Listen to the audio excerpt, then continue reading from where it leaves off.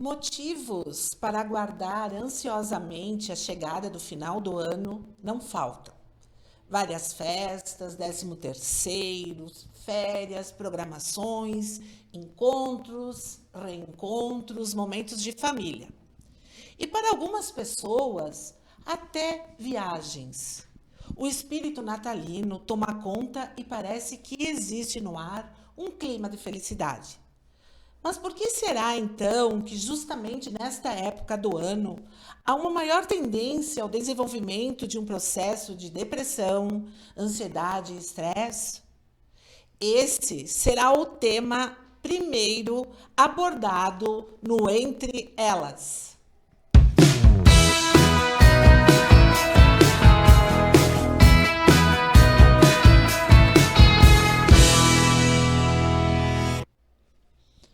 Boa noite a vocês que nos assistem. Um prazer enorme estarmos aqui, tratando de diversos assuntos que fazem parte do nosso dia a dia. Primeiramente, preciso apresentar e cumprimentar as nossas colegas de trabalho. Jane, boa noite, muito prazer trabalhar com vocês. Valesca, um prazer enorme. Boa noite, é um prazer estar tratando de temas importantes, né? Nosso primeiro programa.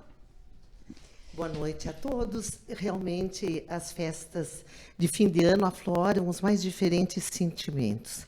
E abordar isso nesse programa me parece fundamental nesse momento do ano. Então, o nosso primeiro convidado de hoje é o psiquiatra Guilherme Menegon, veranense, que está de volta à nossa terra. Prazer muito grande estar aqui contigo, Guilherme. Boa noite, seja bem-vindo ao nosso programa. Boa noite, Mara. Boa noite, gurias.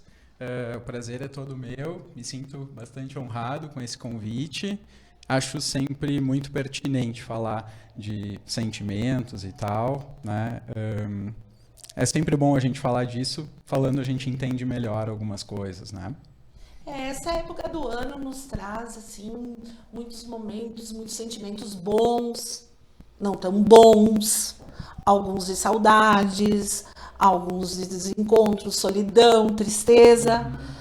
Coloca para nós, assim, Guilherme, o que nós podemos fazer, o que nós temos que fazer para tomar um rumo, para que não chegue no final do ano, o consumismo tome conta das nossas vidas, a tristeza, a solidão, enfim. Tu, como psiquiatra, tu sabes que no teu consultório tu tem bastante momentos do dia a dia. Então, nos conte um pouco, vamos compartilhar junto esse momento. Bom, acho que a resposta mais óbvia para isso é fazer terapia, né? Imagina.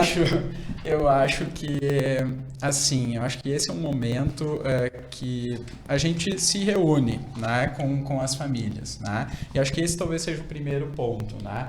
Família é uma coisa complicada, né? Acho que os conceitos de família também têm mudado, né? E também, isso é uma coisa que eu penso, assim, né? Eu acho que a gente tem se comparado muito mais com as outras pessoas por muitos motivos, entre eles pelas redes sociais.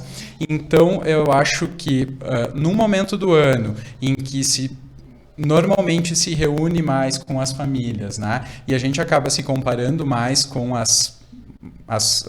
os padrões, enfim, né, com as outras pessoas, né, e quando a gente se compara com uma coisa que está, de certo modo, idealizado, porque se eu vou olhar uma rede social, eu vou publicar uma coisa bonita na rede social, e não necessariamente é uma coisa real, né, mas se eu estou mais vulnerável e estou me comparando com esse padrão, né, talvez eu fique em desvantagem, principalmente se eu estou mais triste, mais vulnerável, etc. Então, acho que esse talvez seja um dos primeiros pontos assim, que eu acho interessante. Tu traz essa questão da família, né? E aí eu fico pensando, aonde tem duas pessoas tem conflitos, as famílias têm conflitos, isso é natural, isso é da natureza humana. Então, talvez passe por uma questão de desconstruir essa imagem da família ideal, que não existe, né? Existe talvez na nossa fantasia só. Exatamente. O que tu acha disso? Não, acho que é exatamente isso, né? E família pode ser sei lá, uma pessoa e um animalzinho, né? Sei lá, é de novo aquela coisa do que é uma família, assim. Mas a gente tem uma ideia, assim, né? Tem os comerciais, né? Que são até mais antigos que as redes sociais, né? De toda essa questão de como uma família deve ser e da família sem ideal e sem problemas. Meio tirana, comercial da margarina. Exatamente. Né?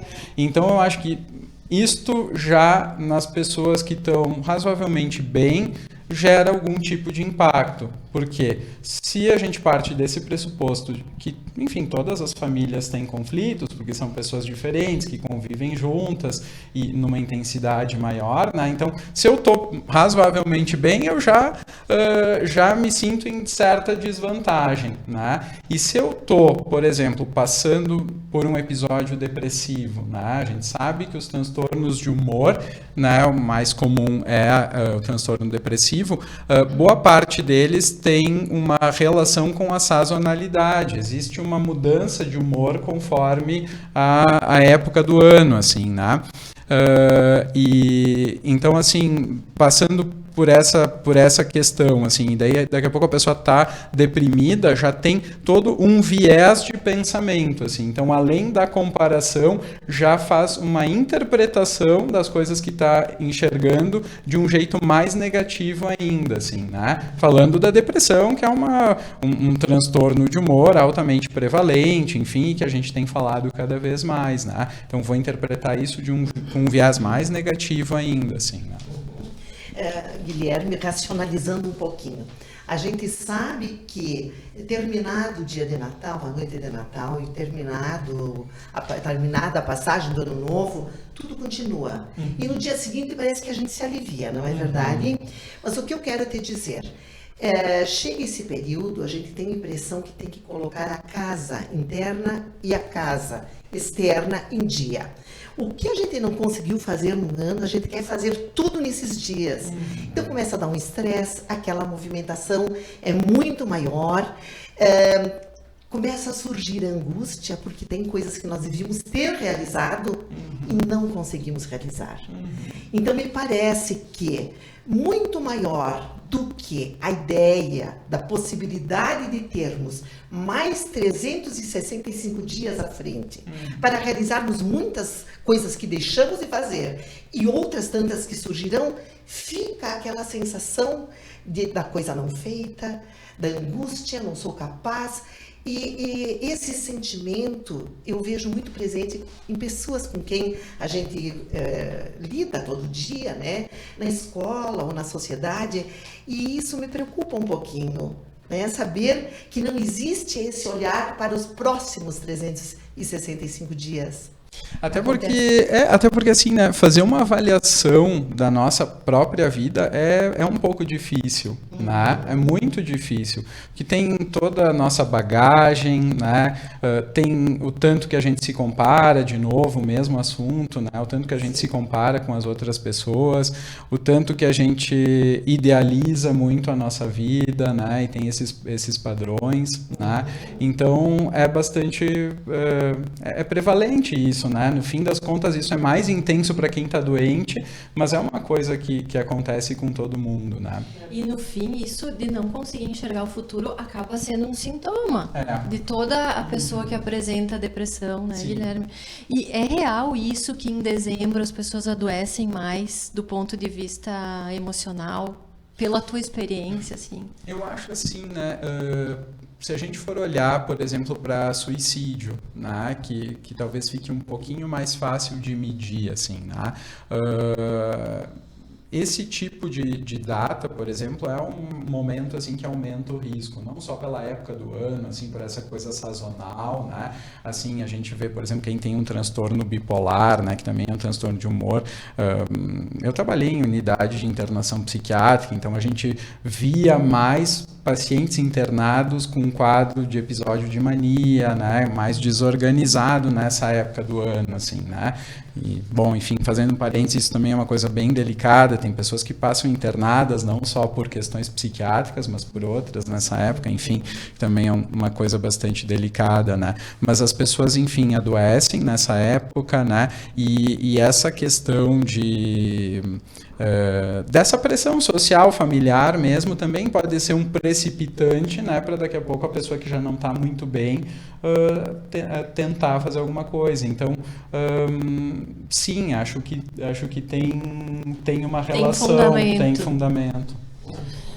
Sabes, Guilherme, que essa questão da depressão, da ansiedade, assim, ela é um assunto muito amplo, né? Pelo teu conhecimento, pelo teu estudo, essa questão, ela é mais abrangida em que faixa etária?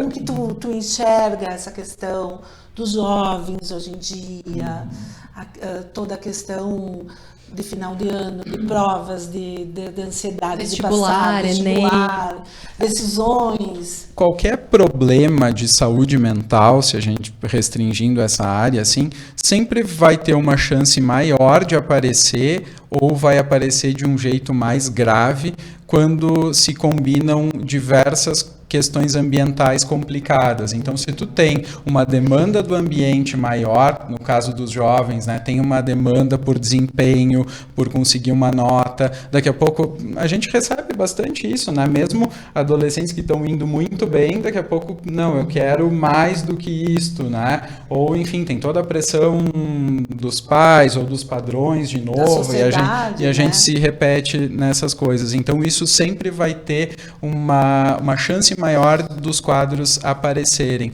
Mas em termos de faixa etária, não tem faixa etária, né? Mas assim, a gente vê quadros de depressão, falando de depressão, né? Quadros de depressão na infância, né? Em crianças muito pequenas, em idosos, né? Até em idosos, assim, há um aumento nas taxas de suicídio, é uma das faixas etárias de risco. Mas olhando a depressão ao longo da vida, o aumento da incidência começa no início da adolescência, tá? 12, 13 anos tem uma chance maior de quem tem uma predisposição genética, quem já tem uma vulnerabilidade genética a ter. Isso é relacionado, assim, a gente não tem genes específicos que vão trazer isto, né? Mas a gente tem, assim, consegue ter uma ideia disso vendo familiares que daqui a pouco tiveram esse diagnóstico e tal, mas assim, existe uma carga genética e nesse momento da vida, né, não se sabe muito bem por quê, mas bem provavelmente por questões hormonais e de mudança no corpo e no cérebro, né, tende a começar a aparecer. Se a gente for entrevistar todos os pacientes que têm um diagnóstico de depressão na vida adulta, né, de um modo geral, a parte de sintomas, se não o quadro todo ou um diagnóstico completo, já iniciou na infância ou principalmente na adolescência. Então, o início da incidência começa na adolescência, né, que é uma das faixas de risco, juntamente com os idosos, de ter maior risco de suicídio, assim, né? E isso às vezes a gente não tem, mas adolescente, criança com um problema como depressão, né? A gente se assusta com isso, né? Mas essa é a realidade, né? Para ter uma ideia, falando de todos os transtornos mentais, aproveitando o gancho da infância e adolescência, né? Isso é dado da Organização Mundial da Saúde. 50% dos diagnósticos, dos transtornos mentais, começam antes dos 14 anos, né? E 75% antes dos 21 ou 24 anos. Então, ou assim, seja, olhar para a criança cedo. É prevenir, né? Certamente. Isso que é importante dizer também, que a gente precisa estar atento às nossas crianças e os nossos adolescentes para poder prevenir transtornos mentais na idade adulta. E mais graves, a gente já tem transtornos mentais na infância e na adolescência, né? Mas quanto antes a gente reconhece isso, melhor a gente sabe lidar, né, com as situações, busca tratamento ou lida melhor com a situação, né? Guilherme, falando na precocidade, né, do diagnóstico, e pensa assim, nessa época do ano, Natal, Ano Novo, que nós estávamos falando, que atitudes nos chamariam a atenção E nós deveríamos estar atentos para essas pequenas manifestações que seriam sinais de uma depressão ou de uma ansiedade mais severa. Em quê? Porque a gente corre tanto que ouve um dizer assim, eu não aguento mais, eu acho que vou terminar comigo. Não, a gente não dá bola, a gente acha assim, minimiza isso. Será que a gente teria que minimizar mesmo? Acho que as coisas que a gente tem que ficar atento nessa época são as mesmas de todo ano. Talvez nessa época fique mais, justamente por essas coisas que a gente estava falando antes. Eu acho que pega mais mesmo essa coisa da comparação, da necessidade de estar no ambiente familiar, né? E daqui a pouco não se tem família, do jeito que a gente gostaria de ter, enfim, todas essas questões. Mas eu acho que a gente sempre tem que olhar muito, a depressão é uma coisa assim muito física, né? Então a gente tem que olhar muito para sono, para apetite, né? Para hábitos de um modo geral, né? Quando tem uma mudança de comportamento, principalmente nos hábitos de higiene, de sono, de apetite, isso é bastante grave, né? Acho que tem que, né, ficar bem atento. Ou se a gente estiver falando de crianças e adolescentes, uma queda no desempenho, ou mesmo nos adultos, uma queda de desempenho no trabalho, assim, né? Também são coisas que, né, são sensíveis, a gente vê que, olha, alguma coisa não está bem. Porque a depressão, ela afeta o corpo, assim, né, nessas coisas do ciclo de sono-vigília, do apetite e tal, mas também afeta não só os sentimentos, eu estou falando das coisas de corpo, porque são mais fáceis de a gente ver, né, mas afeta também o processamento do pensamento. Então, se o meu pensamento está mais devagar, se os meus processos mentais estão mais lentificados, né, que é uma coisa comum na depressão, o rendimento naturalmente vai cair, assim, né? Então são coisas que a gente consegue observar para além dessas declarações, assim, né? E às vezes não vem declarações, às vezes vem um isolamento maior também, que é dentro desse conjunto de mudanças de comportamento, né, que podem acontecer. Guilherme, eu tenho uma questão, assim, eu pesquisei dados da OMS e, segundo a OMS, houve um aumento alarmante, ao meu ver, do consumo de antidepressivo nos últimos 5 anos no Brasil. Um estudo fala em 50% e outro em 74%. De qualquer forma, são dados muito assustadores, né? O que tu atribui isso? Eu fico pensando, será que é um erro do diagnóstico? Será que é uma banalização na medicação? Ou será que realmente a depressão aumentou dessa forma tão assustadora? Acho que o momento o momento atual do mundo é bem complicado. A gente tem uma série de fatores de riscos ambientais assim bem importantes. Qualquer estudo bem antigo de suicídio, falando de novo de suicídio, que é, digamos assim, a maioria dos casos de suicídio, né, tem um diagnóstico psiquiátrico e a maioria desses diagnósticos é uma depressão. E são situações que talvez seja um pouquinho mais fácil de estudar, assim, né? Mas a gente tem, por exemplo, migrações, né, como um fator de risco, né? Bom, esse é um assunto mundial, assim, né, e local da nossa cidade. Quantos migrantes, né, imigrantes a gente tem, né? Bom, isso, assim, é um fator de risco independente, né, mas está todo ligado a essas outras questões. Como é que é viver um final de ano, um Natal, numa cultura completamente diferente, longe dos familiares, né? Uma situação totalmente diferente, né? Outra coisa importante, a violência, né? Então, assim, o mundo está com muitas coisas enlouquecedor, né? Precisa ter uma estrutura muito boa e mesmo assim é muito difícil de lidar com todas as coisas, dos desafios do mundo, as pressões do mundo. A gente tem uma pressão maior por desempenho, né?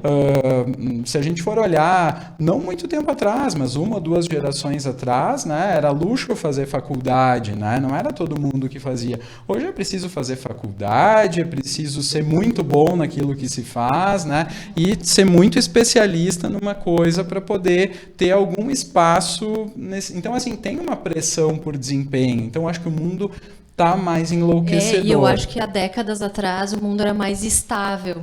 A pessoa começava a trabalhar numa empresa, se aposentava naquela empresa, casava, permanecia com a mesma pessoa. Não estou dizendo que isso é bom ou é ruim, Sim, né? mas era mais estável. As coisas não eram tão voláteis, instáveis como são hoje em dia, que acaba gerando ansiedade. Isso me faz lembrar o mundo líquido. Isso, do Baum, né? Do Baum, que é da década de 80 isso, né? E a gente vê como isso está bastante presente. Mas eu queria responder a tua pergunta sobre por que né, tem essas coisas de mais prescrição de remédios, assim. Eu acho que tem, assim, uma combinação. Se a gente for pegar, a gente vê isso não só em antidepressivos, né? Talvez antidepressivo seja mais relevante porque é um problema de saúde pública bem prevalente, assim, né? Mas eu acho que tem uma combinação de fatores. Isso, enfim, tá bem estudado, assim. Acho que tem uma pressão da indústria farmacêutica, né? Aqui no nosso país a gente não vê muito isso. Isso é mais no consultório dos médicos mesmo que a indústria chega. Mas tem uma pressão. Nos Estados Unidos tem propaganda essas na televisão das medicações. Então a pressão chega a ser até maior, né? Então isso é um dos fatores. O outro fator que é relevante é que está se fazendo mais diagnósticos, né? Então, assim, nem todos os casos com depressão está tendo uma maior prescrição de remédios, mas nem todos os casos estão sendo tratados. Então, bem possivelmente, assim, né, não estão sendo todos diagnosticados, embora tenha uma prescrição maior de remédios. Isso é um sinal de que, bom, está se pensando pelo menos mais nisso, né? E a terceira coisa é que, como é um problema de saúde muito prevalente e tem todo um preconceito de procurar um profissional da saúde mental bem treinado, né? Não que os médicos não sejam bem treinados, mas eu fiz faculdade numa universidade boa, né? Com uma psiquiatria muito boa, né? E mesmo na minha faculdade, eu passei um mês, assim, oficialmente na psiquiatria. Passei outros porque eu gostava, enfim, e passei. Mas eu terminei a faculdade de 6 anos com um mês passando no estágio de psiquiatria. É muito pouco.